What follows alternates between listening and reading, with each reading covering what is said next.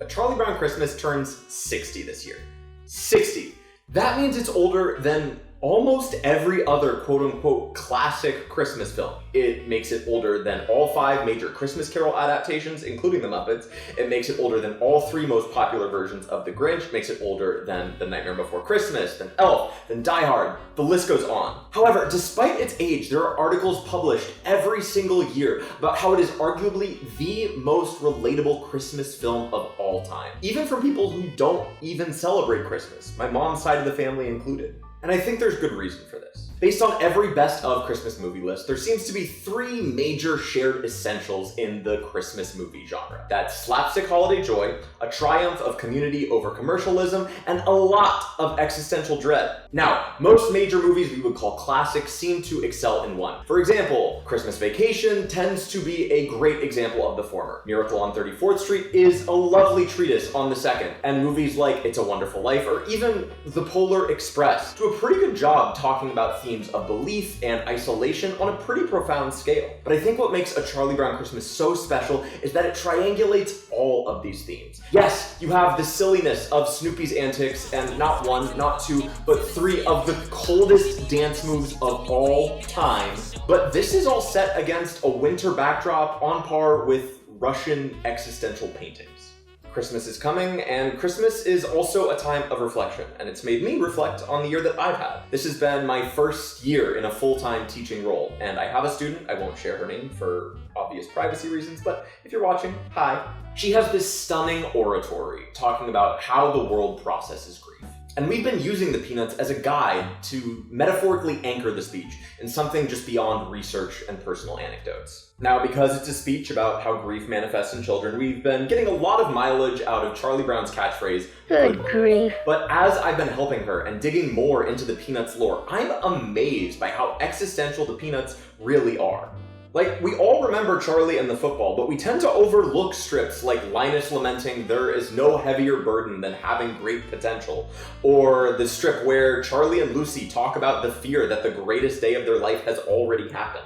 There's even a non-holiday special called Why Charlie Brown Why, where Linus's friend is diagnosed with leukemia and the term good grief takes on a much more visceral meaning. In fact, I'd argue that A Charlie Brown Christmas is about Charlie going through the 5 stages of grief. Not literally, but philosophically, existentially.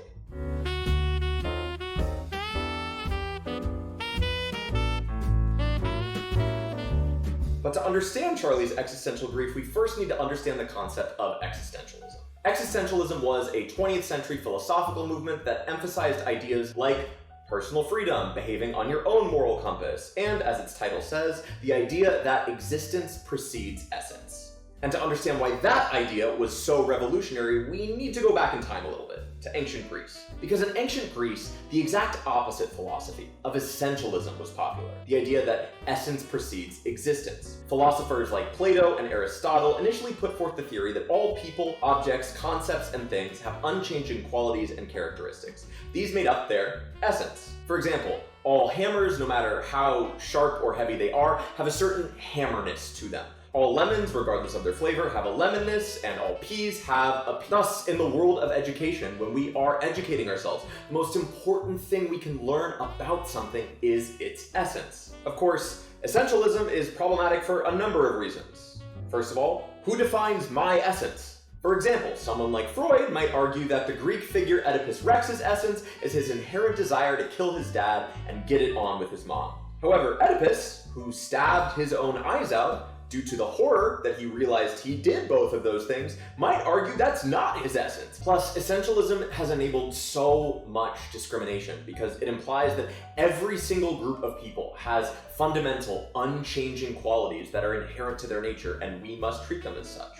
And the Western world, which has had the horrid privilege of colonialism on a mass scale, has been the dominant hub of social politics. Therefore, it's defined what most of those essences are. And when one group has free reign on creating people's essences, it just reflects the bigotries that are reinforced by this power structure. As a queer cultures blog at Emory University states, The belief in biological essence serves as the basis of gender essentialism, which is the belief that gender is a discrete social category, implying that gender is biologically determined and immutable. And gender essentialism reinforces the belief that men and women must behave a certain way, and therefore trans women who violate this biological essence are nefarious tricksters or in some way out of touch with science, which is blatantly false.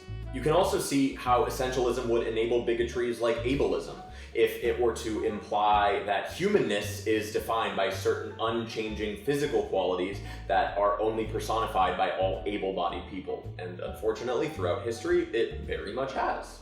According to Professor Namdu Dhirapad at the University of Michigan's article, Rejecting Competence, Essentialist Constructs Reproduce Ableism and White Supremacy in Linguistic Theory, this may shock you, but essentialist constructs reinforce ableism and white supremacy in linguistic theory.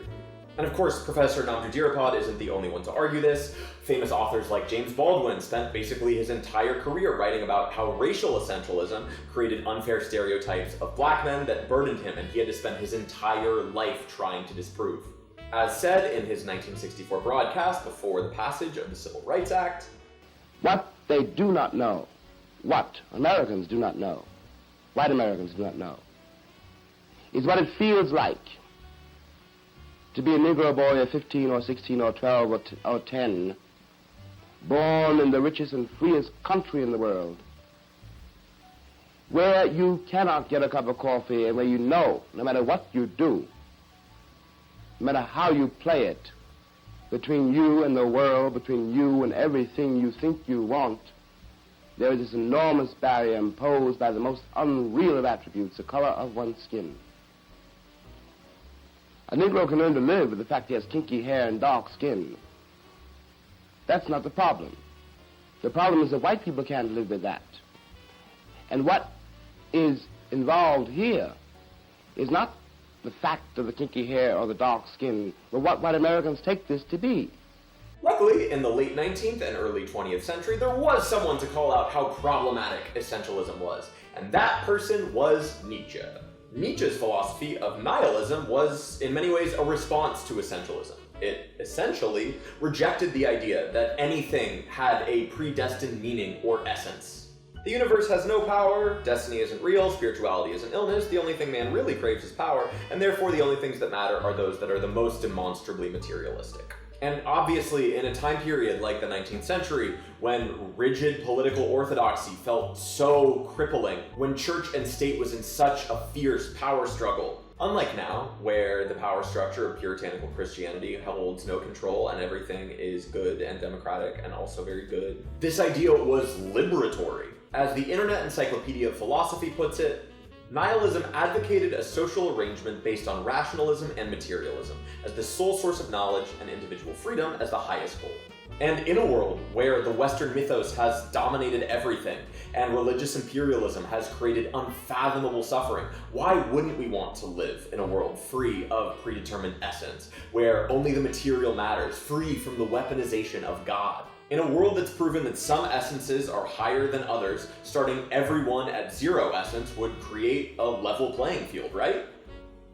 Well, obviously not. Firstly, Nietzsche, no matter how much he rejects essentialism, is imprisoned by a lot of the same ideas he thinks he's above. For example, in The Gay Science, a book that is tremendously disappointing, given that it is neither very gay nor very scientific, he says about the Jews, could one count such dilettantes and old spinsters as that mawkish apostle of virginity, mainlander as a genuine German? All Jews become mawkish when they moralize. Not only is this idea flagrantly anti-Semitic, it's also essentialist, because unfortunately, especially in this instance, the two are inextricably linked. Nietzsche believes in the racist stereotype of Jews as dilettantes and spinsters, because that's the idea that a lot of European institutions defined as their essence as an excuse to oppress them. Now, there are a lot of articles that say people fundamentally misunderstood Nietzsche's anti-Semitism and that wasn't his goal, but that actually takes us to our second point, because who would have guessed? When a movement only cares about materialism and power, it becomes super easy for that movement to become wildly destructive. As New York Times writer David Brooks put it earlier this year, one version of nihilism holds that the structures of civilization must be destroyed. even if we don't have anything to replace them with. A nihilistic culture is defined by the drive to destroy, by the will to power. And this nihilism, or will to destroy, has been tremendously co-opted by alt-right fringe groups, incels. Famous anti-Semitic conspiracy theorist and white supremacist Richard Spencer even credits Nietzsche for, quote-unquote, red-pilling him. The irony that the term red pill comes from a film made by two Jewish trans women where a black man is a Christ figure is... Speaking of irony, Nietzsche's intention didn't seem to be that he wanted to enable destruction. In fact, a lot of his criticism seemed to be about the fear that nihilism could lead to the collapse of civilization, not necessarily that it should. A quote from The Will to Power: "What I relate is the history of the next 2 centuries. I describe what is coming, what can no longer come differently, the advent of nihilism. For some time now, our whole European culture has been moving toward a catastrophe, with a tortured tension that is growing from decade to decade.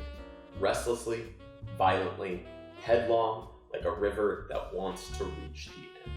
But if intention is meaningless, and according to nihilism it is because all things are, does his intention really matter? Based on his philosophy, he's just as responsible for the advent of nihilism and the destruction it's caused as you, or me, or your cat.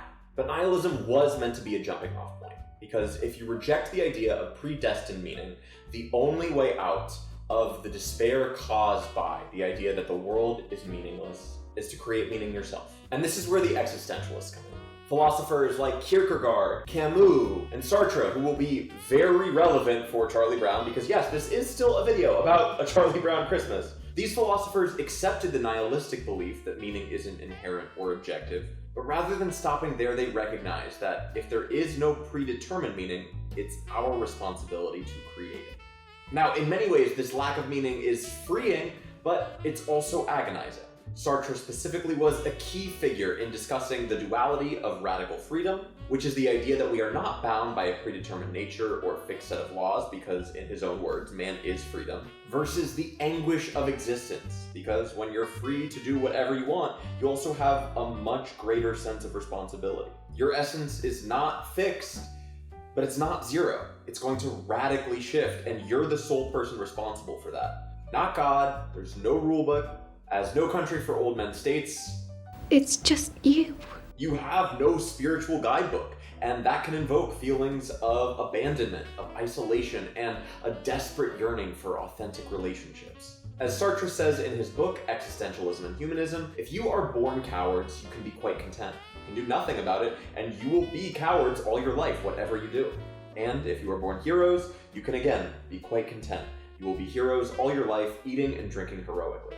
Whereas the existentialist says that the coward makes himself cowardly, the hero makes himself heroic, and that there's always the possibility for the coward to give up cowardice, for the hero to stop being a hero. So how does all of this relate to A Charlie Brown Christmas? 2 reasons.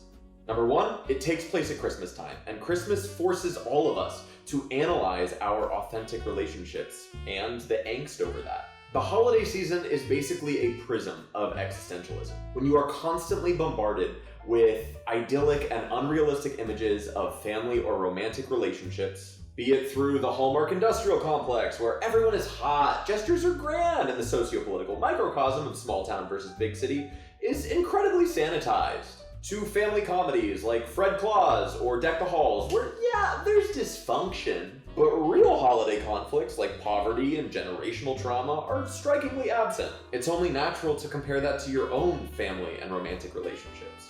And I'm going to take a shot in the dark here and say it might make you feel inadequate. In fact, a 1980 study concluded that the 3 most common feelings during Christmas were loneliness, anxiety, and helplessness. And quote, "One of the most relevant factors in Christmas depressions is the individual's belief in the myth that everyone else is having a good time and engaged in loving family relationships." And A Charlie Brown Christmas highlights this from its very first sound.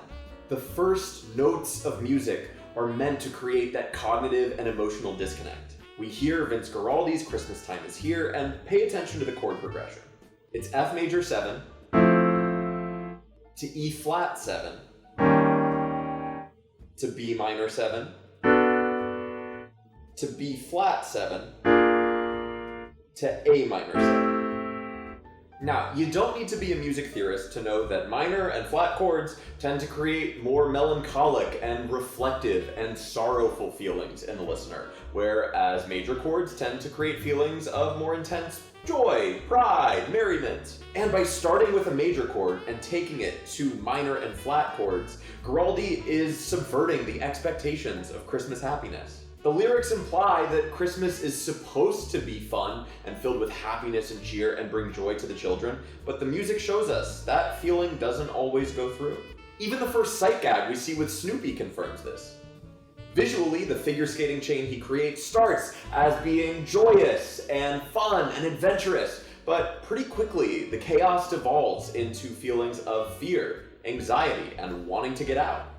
Reason number 2, Charles Schulz, the cartoonist and writer behind the Peanuts, often uses Charlie Brown as a Sartre stand-in. As Professor Nathan Radke put it in 2004 edition of Philosophy Now, like the existential human in a world of silent or absent deities, Schulz's characters, the Peanuts, exist in a world of silent or absent adult authority. In fact, the way the strip is drawn, with the child characters taking up most of each frame, actually prevents the presence of any adults. The children of the Peanuts are left to their own devices to try and understand the world they have found themselves thrust into.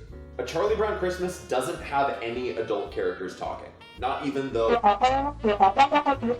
gibberish that we've become accustomed to. It's all children all the time. And when we meet Charlie Brown at the start of the Christmas special, he's feeling all of the loneliness and abandonment and isolation associated with existentialism. Charlie is grieving. Not a person, but God. In his own words, I think there must be something wrong with me, Linus. Christmas is coming, but I'm not happy. Which, those words are a very existentialist take too.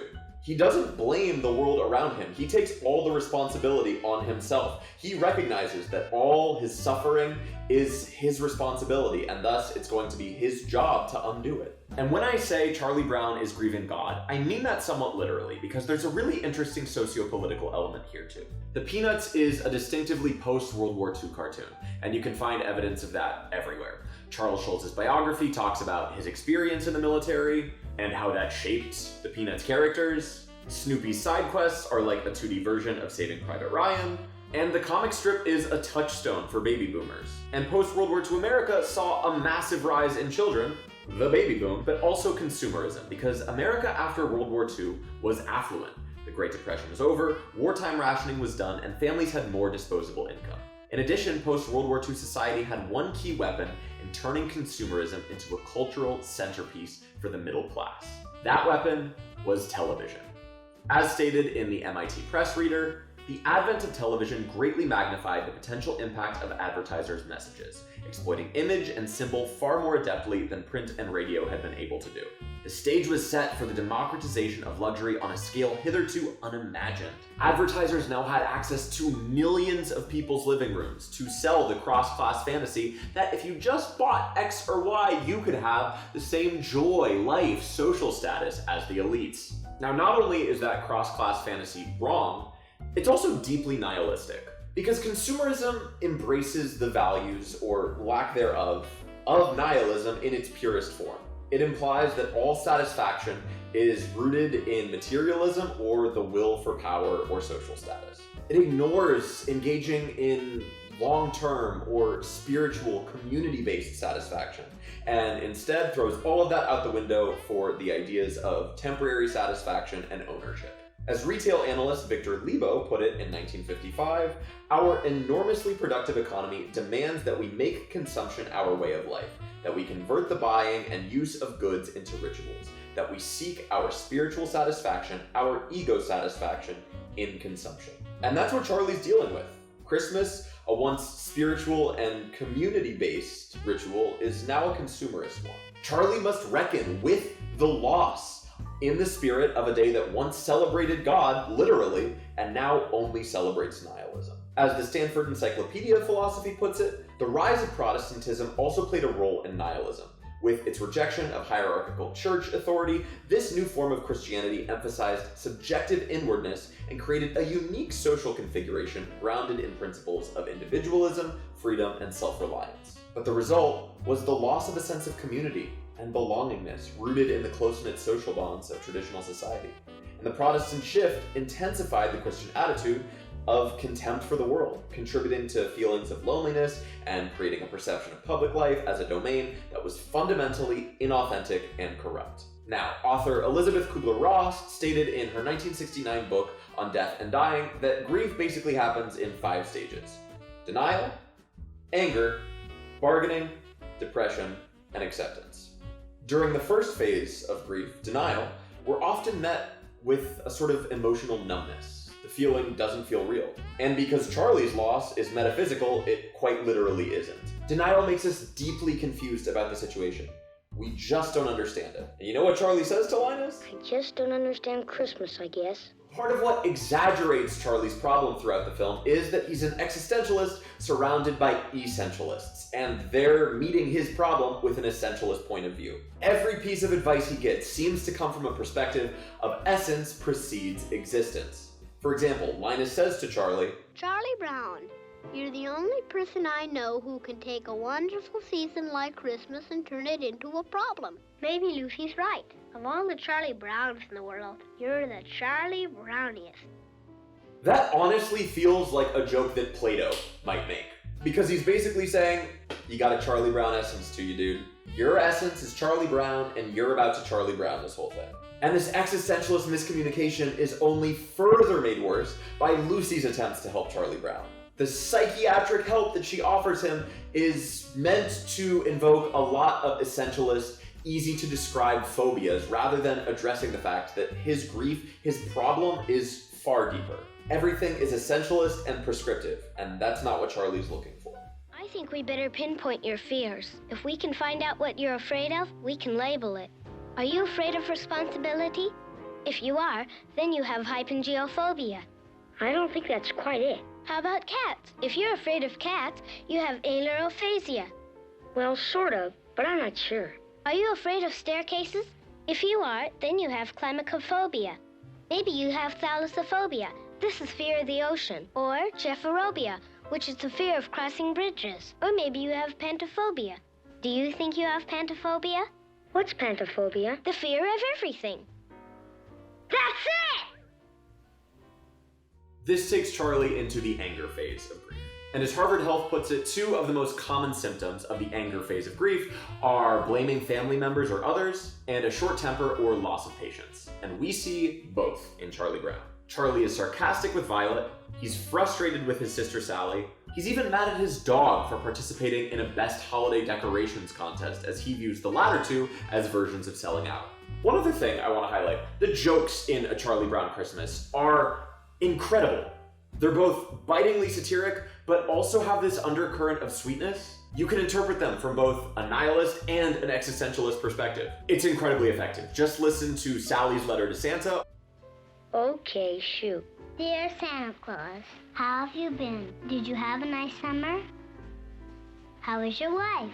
I have been extra good this year, so I have a long list of presents that I want. Oh, brother. Please note the size and color of each item, and send as many as possible. If it seems too complicated, make it easy on yourself. Just send money. How about 10s and 20s? 10s and 20s? Oh, even my baby sister. All I want is what I have coming to me. All I want is my fair share. Or Lucy's complaints about her Christmas gifts. Incidentally, I know how you feel about all this Christmas business. Getting depressed and all that. It happens to me every year. I never get what I really want. I always get a lot of stupid toys or a bicycle or clothes or something like that. What is it you want? Real estate. Now, you could interpret these nihilistically, since the rituals of gift-giving, showing someone you're thinking about them, or putting in the emotional labor of choosing an object of meaning have been reduced to the most shallow forms of commercialism, even in our children. Because why would you want toys or time with others when you could have the market value of real estate? What good is the joy of seeing that Santa came if you have the opportunity for cold, hard cash? Or you could interpret this as an existentialist criticism, and how even our children are able to recognize that Christmas has devolved into nothing more than an absurd consumerist racket. Because why would our kids take a bunch of meaningless stuff when you can invest in a better future? This takes Charlie to the midpoint and the third phase of grief, bargaining. And bargaining is basically the process of making a deal with yourself, with higher powers, with others, to rationalize the existential agony that you're in. Bargaining is defined by a lot of if-only statements. For example, in Charlie's world, if only he does a good job directing the Christmas pageant play, then maybe he'll stop feeling so empty, so lost. He truly believes this, but the existential meltdown continues. Because even the wacky side characters are struggling against the social power of essentialism. Pigpen is assigned the role of the innkeeper. In spite of my outward appearance, I shall try to run a neat inn. And this is a devastating comment because he's essentially saying, pun intended, he's become so defined by his filthiness that he prescribes that as his own essence. He does not feel like he can even do a role that isn't fundamentally filthy, which also, did anybody expect an innkeeper in ancient Bethlehem to be tidy? Cut yourself some slack, dude. Frida doesn't think she can be the innkeeper's wife because she defines her essence as her naturally curly hair. Do innkeepers' wives have naturally curly hair? Even Shermie feels like he's been preordained a role he doesn't want. Every Christmas it's the same. I always end up playing a shepherd. Now, Charlie tries to take on an existentialist perspective with his castmates. You can see that in how he responds to Frida. Look, let's rehearse the scene at the inn. Frida, We can't go on. There's too much dust. It's taking the curl out of my naturally curly hair. Don't think of it as dust. Think of it as maybe the soil of some great past civilization. Maybe the soil of ancient Babylon. It staggers the imagination. He may be carrying soil that was trod upon by Solomon, or even Nebuchadnezzar. He's also got an incredibly sweet monologue where he says, Well, it's real good seeing y'all here. As you know, we are going to put on the Christmas play. Due to the shortage of time, we'll get right down to work. One of the first things to ensure a good performance is strict attention to the director. I'll keep my directions simple. If I point to the right, it means focus, attention, stage right. If I make a slashing motion across my throat, it means cut the scene short. If I make a revolving motion with my hand, it means pick up the tempo. If I spread my hands apart, it means slow down. It's the spirit of the actors that counts. The interest that they show in their director. Am I right? I said, am I right? But in many ways, this just makes things worse, because it's actually demonstrative of Charlie's biggest character flaw. Charlie often acts, as Sartre would put it, in bad faith, which is the deception we impose on ourselves that we are not fully capable of making our own choices, of executing our own free will. Now, I doubt the literary significance here was intentional, but given that the words bad faith are literally the exact opposite of good grief is just brilliant. Anyway, going back to the Radke article on Scholes and Sartre. Radke notes that many of Charlie Brown's conflicts aren't getting into situations that are unsolvable. In fact, it's the exact opposite. He finds himself in struggles he could potentially get himself out of, but he doesn't have the tools, the self-esteem, or the ability to articulate himself enough to do so. And I think that's part of what makes the Peanuts so relatable to kids in general. Because children aren't stupid. We recognize from a very young age that the world is filled with suffering. But we're kids, so we don't have the life experience or the skill set to deal with those problems in the way that we want to.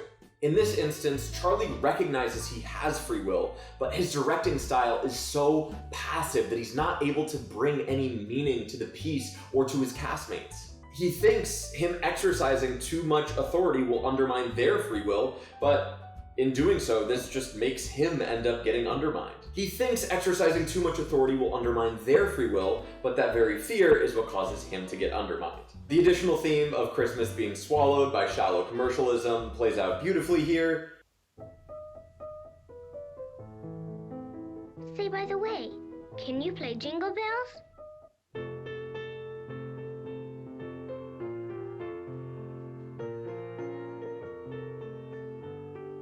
No, I mean Jingle Bells. You know, deck them halls and all that stuff.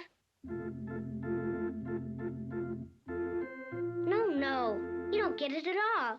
I mean jingle bells. You know, Santa Claus and ho ho ho, and mistletoe and presents to pretty girls.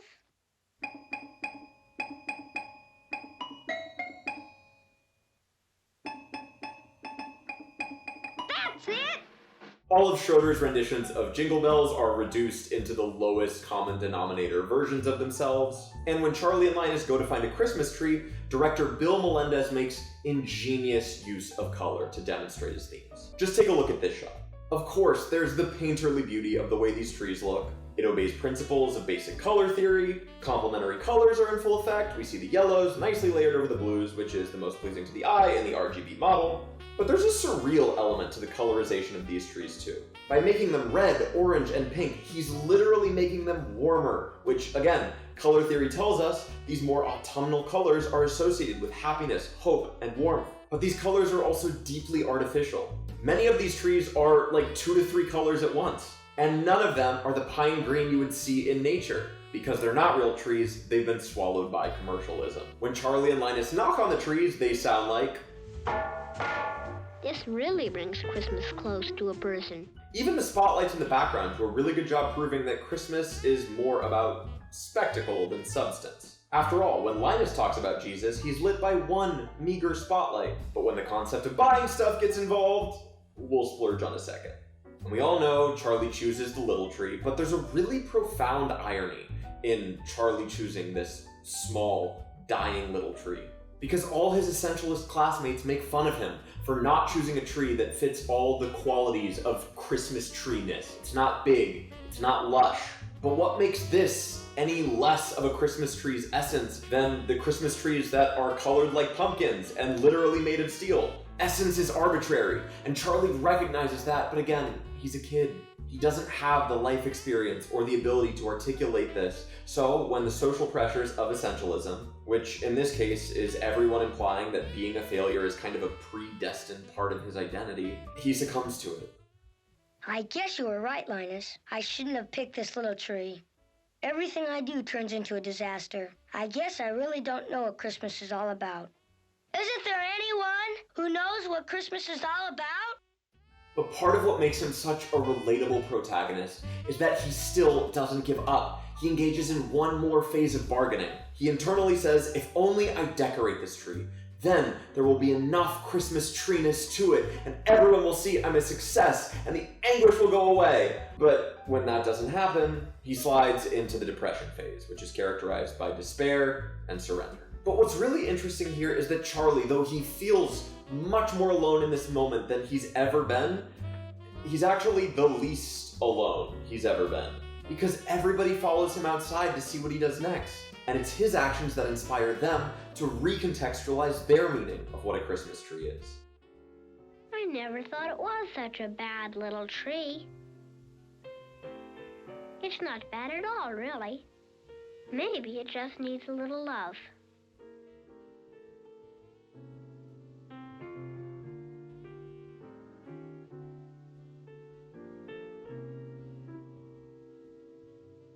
Charlie Brown is a blockhead, but he did get a nice tree. And in this way, they're all illustrating one of Sartre's greatest paradoxes. Because arguably Sartre's most famous quote is, "Hell is other people." Because arguably, and ironically, our greatest sense of self is created through the subjective view of others. The way he puts it is in the analogy of a keyhole. Imagine you're walking through a home and you see a locked bedroom door with one keyhole that gives you a complete view of what's inside. You're curious, so you take a peek, and you see somebody. Now, no matter what they're doing, if you're looking through a keyhole into somebody's bedroom, you're objectifying them, because your gaze makes you the subject and them the object. But now imagine you've been caught looking through this keyhole. Even if your intention was entirely innocent, they've just turned you into the object, and reclaimed their role as the subject. And now you're both feeling shame. They feel shame because they feel like they've lost autonomy for all the moments you've been looking at them without them knowing. And you feel shame because now you're being interpreted as a voyeur when you just wanted to see this part of the world. Now you're both altering your actions, which is preventing you from living authentically based on your pure free will and causing you to act in the bad faith that he talks about. As Professor Marnie Binder from CSU Sacramento puts it, our relationships with others are, therefore, inherently conflictual. We all want to be in control, and that by nature equalizes us. Yet, we still fight against that reality. When we are caught staring through the keyhole, we can also stare right back at that third person and make them the object. However, we can only do that if they are a subject, because only a subject has the power to create an object, or again, so it seems. At times, we may feel trapped in the gaze. Luckily, Charlie's free will is maintained because he doesn't know everybody is watching him. Thus, they're maintaining their own subjectivity and acting through their own free will. Thus, they're making all their actions without the subjective gaze of others and changing how they view Christmas entirely on their own free will. They're literally trying to reconstruct faith by acting in good faith. Talk about existentialism. Now, nearly every piece of research on grief talks about the importance of community, of reaching out to others as a necessary step in accepting loss. This horseshoe model from the Holy Family Counseling Center was created to prove that grief isn't always linear, but even then, it recognizes that the closest feelings to hope, to affirmation, and to loss adjustment are dependent on a service-based, symbiotic relationship with others. And A Charlie Brown Christmas shows the acceptance phase of grief by doing exactly that. By everybody decorating Charlie's tree and shouting, "Merry Christmas, Charlie Brown!" They're showing that yes, hell is other people, but maybe heaven is too. But one more thing.